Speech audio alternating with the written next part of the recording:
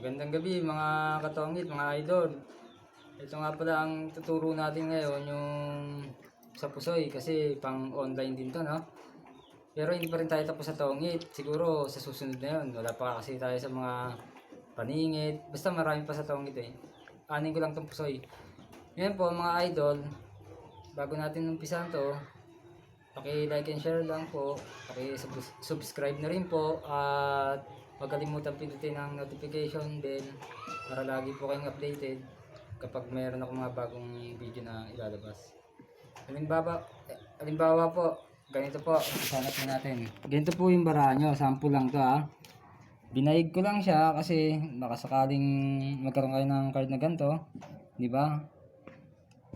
Siguro kung kayo ang magkakaroon ng card na ganito, bibiyakin nyo yung gitna kasi nga malaki na. Pargis yung ulo, di ba? Tapos ito, 1 point na kayo rito kasi full as to di ba?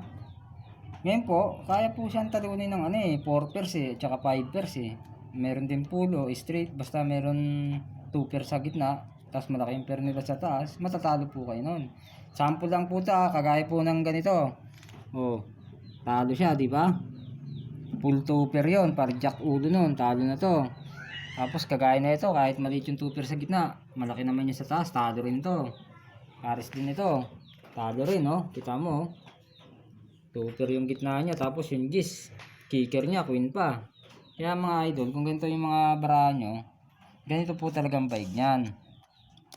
Ito po ay sample lang, pero tamang baig po talaga ganito. Kasi alam mo kung bakit? Itong 2 pair sa gitna, para na itong tryo.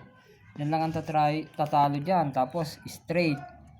Kaya mabigat po yung gitna niyan. Ngayon naman po, may king naman kayo sa ulo, sa taas. Nandito yung mga alas maring lumusot yan kung wala silang pair dyan. Kaya ganyan po talaga yung baig niyan.